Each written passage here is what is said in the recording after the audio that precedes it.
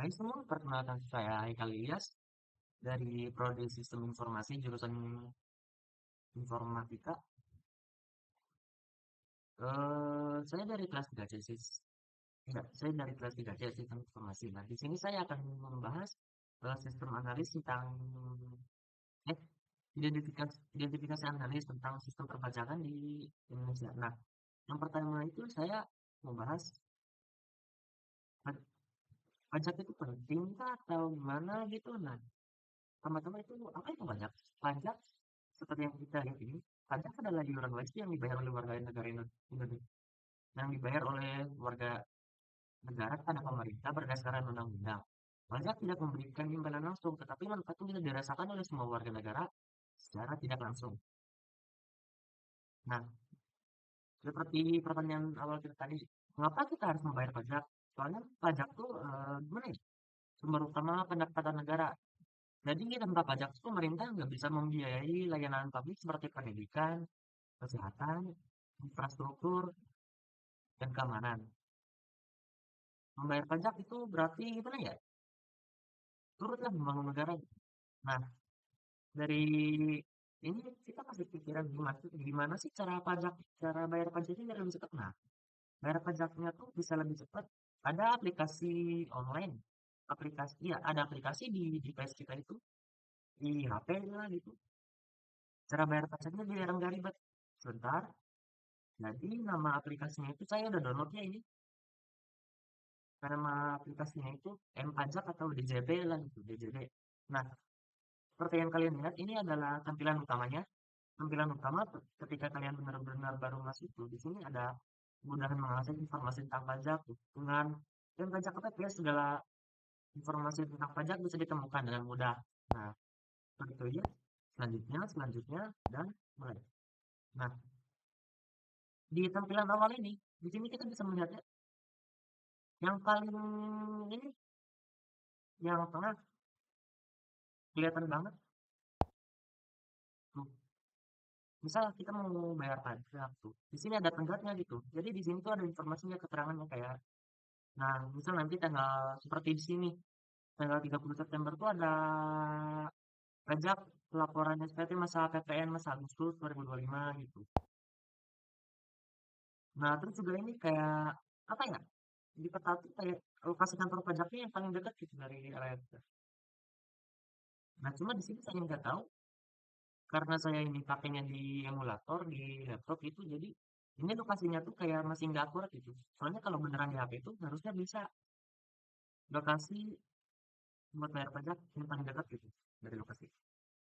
Nah, ini buat di tampilan dulu tuh. Jadi di sini tuh kita bisa login buat bayar pajaknya gitu. Nah, terus yang di sini tuh ada kalkulator. Sebentar. Oh ya, sebelum ke sini saya mau membahas kelebihannya dulu. Jadi kelebihannya aplikasi ini tuh bisa menghemat waktu. Ya karena adanya aplikasi ini tuh soalnya kan jadinya bisa diakses gitu loh. Bisa tetap diakses dalam 24 jam. Jadi semua layanan pentingnya tuh jadi satu portal itu. Jadi masuk ke situ semua. Terus juga mengurangi antrean di KPP. Nah, cuma minusnya aplikasi ini tuh sering lambat saat mendekati tenggat SPT. Jadi gimana ya? Servernya tuh kayak down atau gimana gitu. Terus juga perlu literasi digital yang baik bagi WP-nya. Terus juga apa?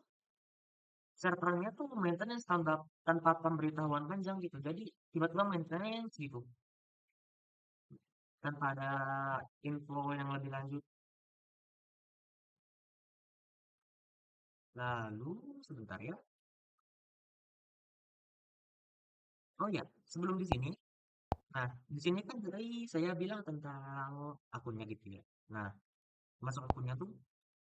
Jadi di situ tuh bakal bakal nampilin data wajib pajak kayak NPWP, nama, email, sama telepon gitu. Lalu juga di situ kalian bisa mengaktifkan memilih fitur layanan tambahan. Kayak gimana ya? Fitur-fitur yang belum aktif yang dapat diaktifkan melalui profile. Nah, terus juga ikon, bentar, yang kalkulator ini. Di sini tuh kalian bisa pilih gitu. Misal kalian mau jenis pemotongan pajak yang ini. Nah, terus ini skema penghitungannya mau yang gross atau gross up gitu. Lalu penghasilan yang akan dipotong ada atau tidak gitu. Kalau ada dimasukkan nominalnya berapa, lalu juga penghasilan brutonya. Nah, lalu juga PKTP-nya itu harus pilih gitu. Yang berapa ininya. Misal saya ambilnya yang ini. Nah, itu juga kode keamanannya itu harus diverifikasi itu biar kita nggak terdidik sama gimana ya? Biar itu kita tuh nggak terdidik kalau kita itu bukan robot gitu.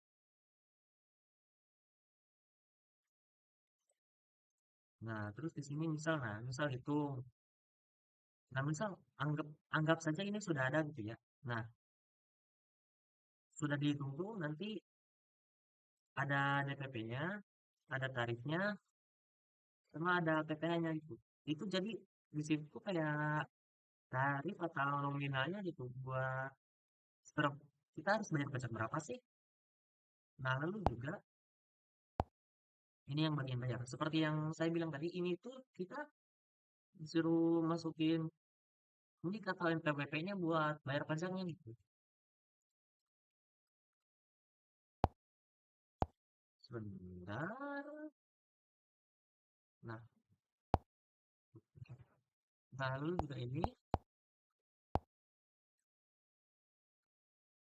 Kevin, lalu juga seperti website pajak. Nah, buat ini tuh buat misal kita pengen tahu mulai percakapan sama pihak apa ya customer service-nya buat perpajakan gitu. Misal kita ada masalah apa, nah kita bisa langsung nanya di sini buat kita misal mau nanya bagian apa. Nah, misal ya, di sini saya ngambilin yang informasi umum seperti pendaftaran KWP-nya sama pengukuhan PKP-nya begitu. Nah, lalu apalagi ya yang saya takutnya masih ada yang belum ditulis.